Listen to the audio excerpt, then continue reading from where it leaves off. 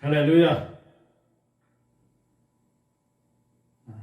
감사합니다. 어제는 우리가 이제 3년이 되었는데 개척 예배를 드리고 3년이 지난 후에 하나님 앞에 다시 설립 예배를 드리게 되었습니다.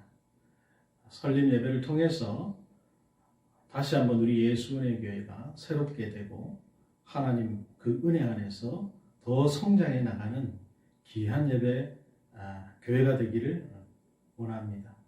그 일을 위해서 여러분들께서 헌신하시고 또 많이 기도해 주시고 또 헌신해 주심으로 말미암아서 잘 지어졌습니다. 너무너무 감사를 드리고요. 앞으로도 우리 교회가 더욱더 성장하고 발전하는 교회가 되기를 여러분들께서 더 많이 기도해 주시면 감사하겠습니다. 자, 오늘은 고린도 후서 1장 15절에서 22절의 말씀으로 아름다운 선택, 그 긍정에 관하여 라는 제목으로 여러분과 은혜를 나누기를 원합니다. 오늘 먼저 시 한 편 여러분들께 소개하고 넘어가도록 하겠습니다. 베스트셀러 시인 작가인 이정아 씨의 고슴도치 사랑이란 시가 있습니다. 제가 읽어드리겠습니다. 서로 가슴을 주어라. 그러나 소유하려고는 하지 말라. 소유하고자 하는 그 마음 때문에 고통이 생기나니 추운 겨울날 고슴도치 두 마리가 서로 사랑했네. 추위에 떠는 상대들보다 못해 자신의 온기만이라도 전해주려던 그들은 가까이 다가가면 갈수록 상처만 생긴다는 것을 알았네. 안고 싶어도 안지 못했던 그들은 멀지도 않고 자신들의 몸에 난 가시에 다치지도 않을 적당한 거리에 함께 서 있었네. 비록 자신의 온기를 다 줄 수 없었어도 그들은 서로 행복했네. 행복할 수 있었네. 네. 고슴도치라는 동물 잘 아시죠? 이 등과 옆구리에 털이 이제 변형이 돼서 생긴 약 1만 6천여 개의 가시로 엄청 이렇게 덮여 있는 동물이죠. 이 가시들은 적으로부터 몸을 보호하는 중요한 역할을 합니다. 하지만 이 사랑을 나눌 때, 또 장난을 칠 때, 또 새끼를 기를 때 잘못하면 상처를 주는 도구가 될 수도 있죠. 그런데 다행히 이렇게 많은 가시를 가지고도 사랑을 나누고 또 장난을 치고 연약한 새끼도 건강하게 잘 길러낸다. 어떻게 하는 걸까? 바로 이 가시와 가시 사이를 조심스럽게 잘 연결해서 서로 찔리지 않도록 하는 방법을 쓰는 거예요. 이것이 바로 이 고슴도치의 사랑 나눔 법입니다. 고슴도치도 제 새끼는 예쁘다. 뭐 그런 말 있죠. 또 고슴도치는 제 새끼들은 비단 같다고 한다. 뭐 이런 속담이 있듯이 예전에 우리가 이 못생기고 못난 동물 하면 이 고슴도치를 떠올렸어요. 그런데 언제부턴가 사람들의 관심이 쏠리더니 이제 가정에서 애완동물로 키워지면서 관찰을 통해서 더 예쁨을 받고 있죠. 더불어서 또 우리 사람들에게 또 여러 가지 교훈, 또 지혜도 주는 것 같아요. 마치 우리 인생이 이 고슴도치 같다는 것이죠.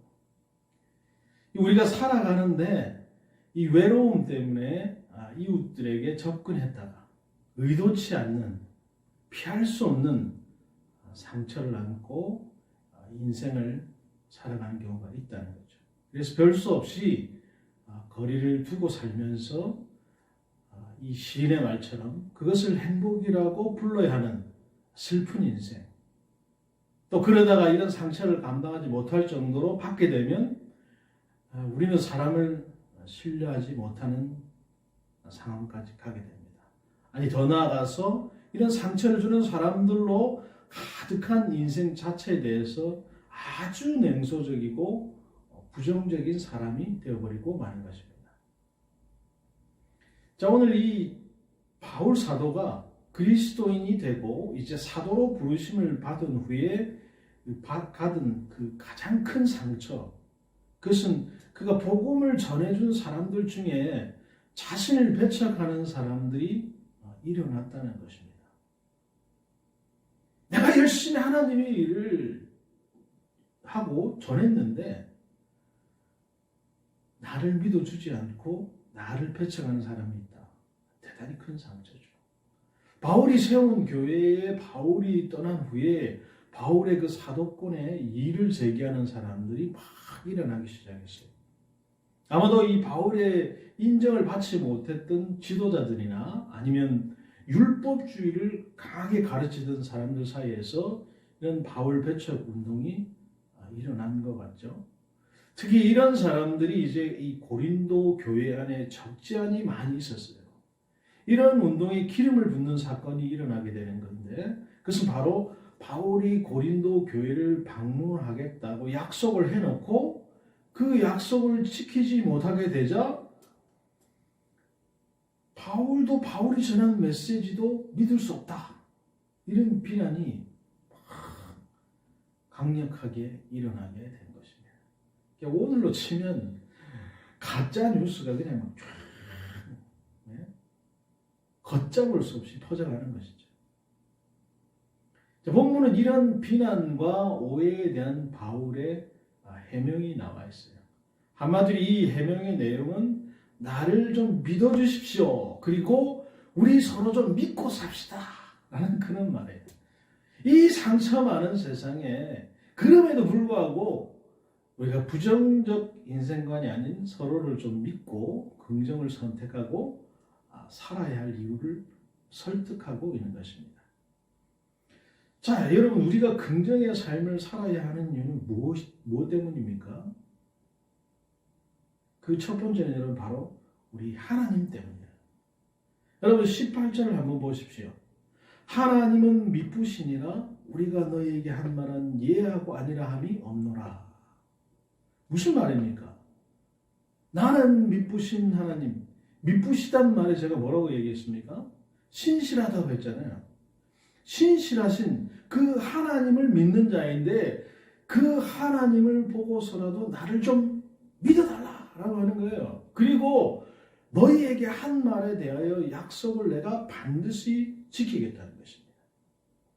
단지 처음과 달리 약속이 좀 지연된 것은 그들을 만나서 책망하기보다 이 고린도 교회 내 상황이 좀 호전되어서 그들을 축복하면서 만나기를 원했기 때문이다 라고 말하고 있어요. 1장 23절을 여러분 오늘 읽지는 않았는데 한번 보십시오. 내가 내 목숨을 걸고 하나님을 불러 증언하게 하노니 내가 다시 고린도에 가지 아니한 것은 너희를 아끼려 함이라 이렇게 얘기했어요. 이런 바울의 의도가 2장 1절에 더 분명하게 나타납니다. 내가 다시는 너희에게 근심 중에 나아가지 아니하기로 스스로 결심하였노니. 그래서 본문에 바울의 이 여행 계획의 변경 사유를 설명하고 있는 거예요. 15절에서 바울은 너희로 2번 은혜를 얻도록 만나고 싶다고 말하고 있어요. 다시 말하면 은혜의 그 관계 안에서 은혜를 주고 받는 만남을 위해서 계획을 다소 변경한 것이지 내가 일부러 너희들과 약속을 어기기 위해서 위반한 게 아니라는 거예요. 자, 여러분 15절과 16절을 한번 보십시오. 내가 이 확신을 가지고 너희로 2번 은혜를 얻게 하기 위해서 먼저 너희에게 이르렀다가 너희를 지나 마게도냐로 갔다가 다시 마게도냐에서 너희에게 가서 너희의 도움으로 유대로 가기를 계획하였으니 라고 했어요. 이게 무슨 얘기입니까? 그러니까 나 좀 믿어달라 그 말이에요. 의심하지 말고 내가 일부러 그런 게 아니라는 거예요. 우리가 만일 인간을 믿지 못하고 살면 여러분 어떻게 되겠습니까? 그야말로 인생이 감옥이죠. 내 주변에 있는 사람을 아무도 믿지 못한다. 그럼 세상을 살아갈 수 없거든요. 서로를 향해서 마음을 열지 못하고 늘 의심하고 늘 긴장하고 늘 경계하고 그렇게 살게 될 것이에요. 그것이 여러분 감옥이지 뭡니까?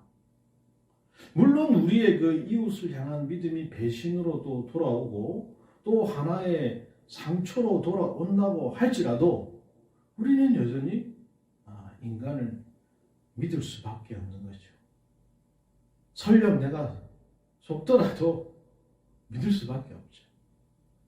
특히 여러분, 성도들은 더 믿어야 하는 것입니다. 그들이 믿을만 해서가 아니죠. 하나님 외에 완전하게 믿을만한 대상은 없는 것이 여러분 사실이잖아요.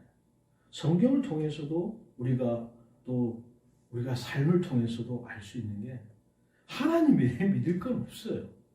그래도 믿어야 할 이유는 인간이 비록 범죄하고 타락했지만 우리 안에 여전히 뭐가 남아있어요? 하나님의 형상이 남아있기 때문에 그래요. 그 형상의 하나가 여러분 바로 신실함이다 라고 하는 것입니다. 신실함, 정직함. 지금 바울은 그 하나님의 신실하심에 호소하고 있는 거예요. 다시 여러분 18절을 한번 보십시오. 하나님은 미쁘시니라 우리가 너희에게 한 말은 예하고 아니라 함이 없노라. 그 신실하신 하나님을 믿고 우리는 우리의 이웃들의 선의를 믿고 인생을 긍정하고 살아야 하는 것이죠. 그렇지 않으면 여러분 내 인생이 감옥이 되기 때문입니다. 자, 그러면 또 우리가 왜 그렇게 긍정하는 삶을 살아야 됩니까? 바로 우리 예수님 때문이죠. 하나님은 그 누구보다 인생의 약점과 불안정성을 잘 알고 계시는 분이세요. 그러나 하나님은 인간을 포기하지 않으세요. 하나님이 인간을 포기하지 않으시는 증거가 무엇인지 아십니까, 여러분? 바로 우리 예수님을 이 세상에 보내신 거예요. 예수님을 통해서 하나님의 언약을 이루시고 인간을 구원하고자 하신 것입니다. 그것이 바로 본문 19절과 20절의 증언이죠. 19절과 20절에 이렇게 말씀하고 있습니다. 우리 곧 나와 실로아노와 디모데로 말미암아 너희 가운데 전파된 하나님의 아들 예수 그리스도는 예하고 아니라함이 되지 아니하셨으니 그에게는 예만 되었느니라. 하나님의 약속은 얼마든지 그리스도 안에서 예가 되니 그런즉 그로 말미암아 우리가 아멘하여 하나님께 영광을 돌리게 되느니라. 아멘. 여러분, 하나님은 인간이 범죄했다고 해서 인간을 버리신 것이 아니라 예수님을 통해서 인간을 구원하심으로 인간을 긍정하신 거예요. 우리가 사람을 믿고 인생을 긍정하고 살아야 할 이유가 바로 이 예수님 때문이다 그 말입니다. 그러므로 인간이 믿어지지 않거든 여러분 예수님을 전하십시오. 예수 믿는 사람들은 믿을 수 없다고 그러면 그가 예수 안에 굳게 서도록 여러분 도우십시오. 그래서 바울은 21절에 우리가 그 예수를 믿을 뿐 아니라 그리스도 안에 굳건하게 세워져야 된다 이렇게 권고하고 있는 것입니다.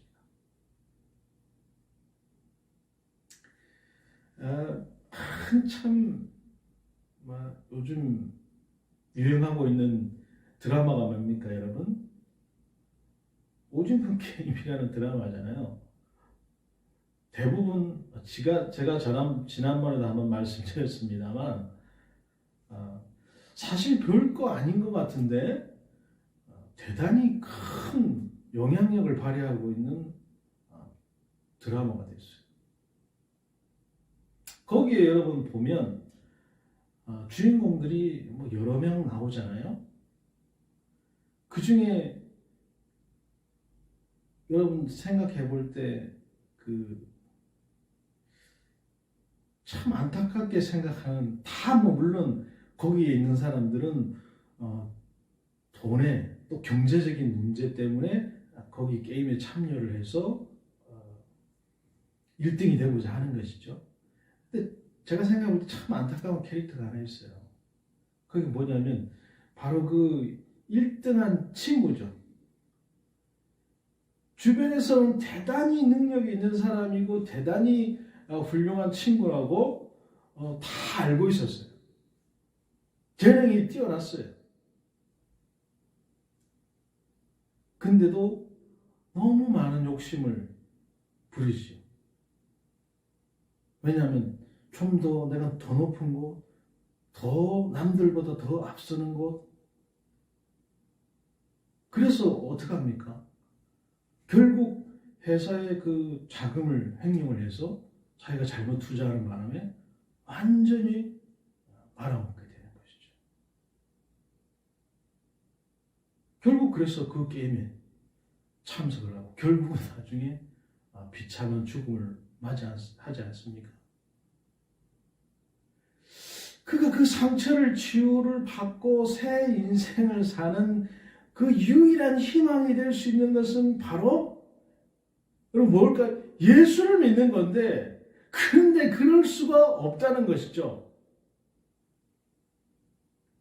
이 오징어 게임이라고 하는 드라마의 비극이 여러분 바로 거기에 있습니다. 거기에 있는 모든 사람 예수를 믿고 다시 한번 새 출발하면 되는 일인데 그럴 수가 없다. 그게 여러분 이 오징어 게임 드라마의 비극입니다. 그렇습니다, 여러분. 예수님만이 우리의 소망이세요. 이 예수님 때문에 우리는 인간에 대한 믿음을 포기해서는 절대로 안 되는 거예요. 예수님은 하나님의 영원한 삶의 긍정이요 인간에 대한 긍정이 있어요. 예수 안에서 여러분 삶을 믿고 긍정하십시오.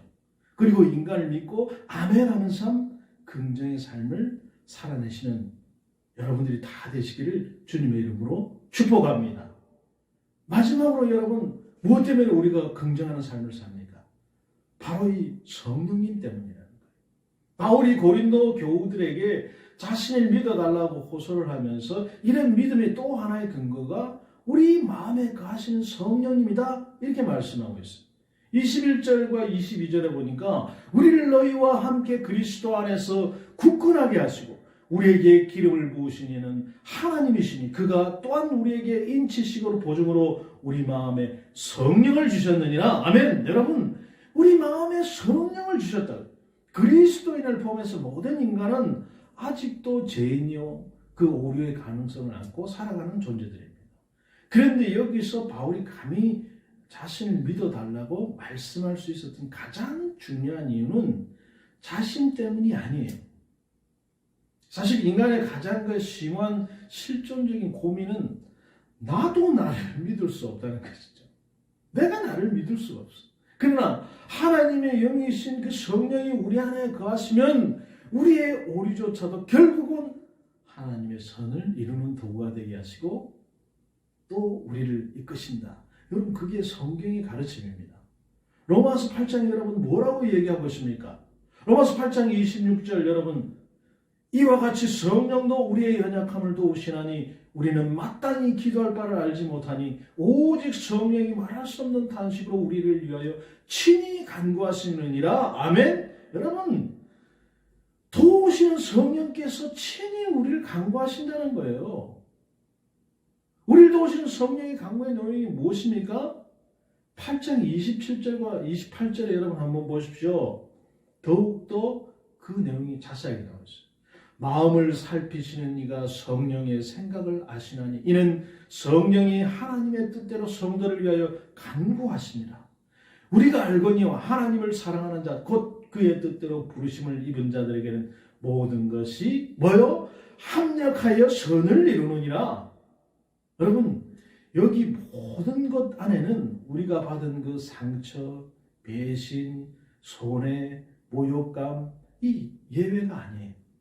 그러나 이 모든 것을 합력해서 하나님의 선이 되게 하시는 분, 그분이 누구시라고요? 바로 우리 성령님께서 그렇게 하신다고 말입니다. 이 성령님 때문에 우리는 상처를 받고도 배신을 당하고도 인생을 부정할 필요가 없는 거예요. 그 대표적인 사례가 여러분 바로 요셉의 사건이 아닙니까? 형제들에게 배신당하고 죽음의 구덩이에 던지움을 당하고 보디발 아내에게 모함을 당하고 옥중의 관리들을 돕고 그들의 출소를 도왔지만 그들에게 잊혀짐을 당하고 그렇다고는 복수를 꿈꾸지도 않았어요. 인생을 저버리지도 않았습니다. 그는 언제나 긍정의 사람이었어요. 자신의 상처 때문에 삶과 인간에 대한 따뜻한 시선을 거두지도 않았어요. 그는 언제나 이웃을 믿고 이웃을 돕고자 했어요. 무엇 때문입니까, 여러분? 자기 앞에 그 부복한 그 형제들에게 말한 그 요셉 자신의 고백을 여러분 한번 들어보십시오. 뭐라고 말합니까? 당신들이 나를 이곳에 팔았다고 해서 근심하지 마십시오. 한탄하지도 마십시오. 하나님이 생명을 구원하시려고 나를 당신들보다 먼저 보내셨습니다. 하나님이 그 큰 구원으로 당신들의 생명을 보존하고 당신들의 후손을 세상에 두시려고 나를 당신들보다 먼저 보내셨습니다. 그런즉 나를 이리 보내신 이는 당신들이 아니요 하나님이십니다. 여러분, 이 하나님을 믿었기 때문에 그런 긍정의 사람으로 살게 된 것입니다. 이방 제국의 왕 바로조차 이런 요셉에게 무엇이라고 말한 줄 여러분 기억하십니까? 창세기 42장 8절에 바로가 그의 신하들에게 이르되 이와 같이 하나님의 영에게 감동된 사람을 우리가 어찌 찾을 수 있으리요? 여러분, 해답은 명확합니다. 우리가 어떻게 긍정의 사람을 살 수가 있습니까? 바로 성령 충만인 거예요. 우리가 성령으로 충만하고 성령의 감동으로 날마다 산다면 우리는 이 냉소적인 부정의 광야에서도 요셉처럼 긍정의 인생을 살 수가 있습니다. 요즘 다니엘 기도에 여러분 보시고 계시죠? 거기에 나온 지난 8주차인가요? 우리 지선 전도사님의 간증을 들었는데 참 어쩜 그런 고난 가운데서 그렇게 힘든 삶을 살아가는 가운데서 자녀가 전기 감전이 돼서 그 고통 가운데 있는 가운데서 하나님을 원망하고 하나님을 배반하고 하나님을 다시 배신하는 그런 일이 아니라 그 고난을 고난으로 받지 않고 그 고난 가운데 숨겨진 하나님의 은혜와 축복을 감사하는 삶을 살아가는 걸 볼 때 우리는 정말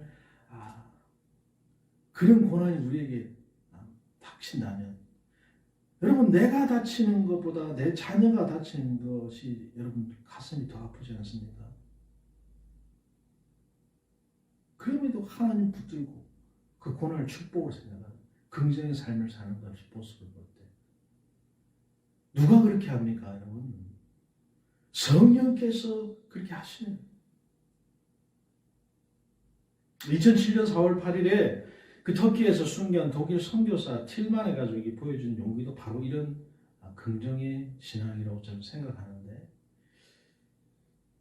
자, 터키의 그 중동부 말타티아에서 이 들려온 소식, 온 세상을 경악하게 만들었어요.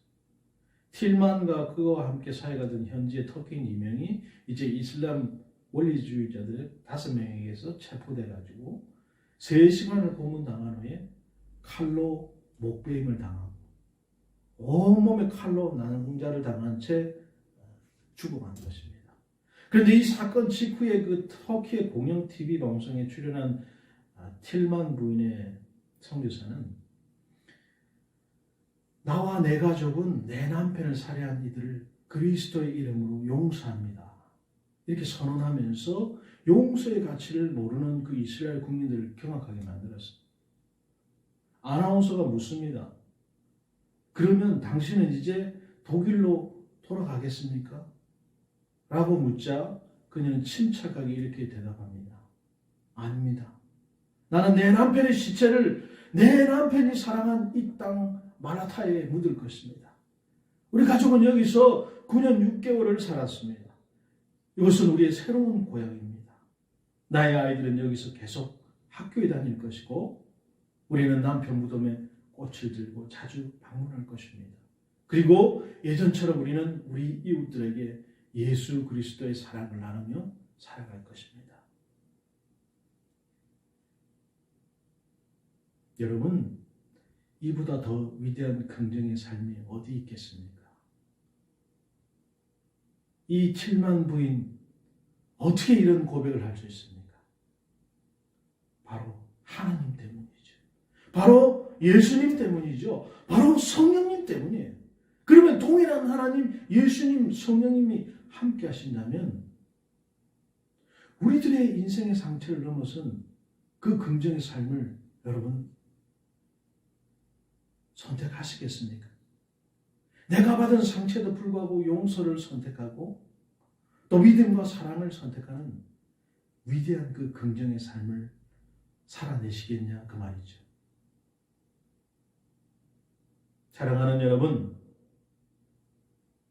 십자가의 상처를 사랑과 구원으로 바꾼 예수님의 삶, 그것이 바로 그 긍정의 삶입니다. 오늘 우리가 긍정의 삶을 살아야 하는 것, 그것은 바로 우리 하나님 때문이에요. 또 예수 그리스도 때문이요. 우리 성령님 때문임을 다시 한번 기억하고 고백하는 삶을 살아가는, 그래서 그 긍정의 삶을 살아서 하나님께서 여러분과 또 저와 우리 교회에 주시는 그 은혜의 축복의 삶을 이 한 주간 동안 누리며 살아가는 저희 여러분들이 다 되시기를 주님의 이름으로 축복합니다.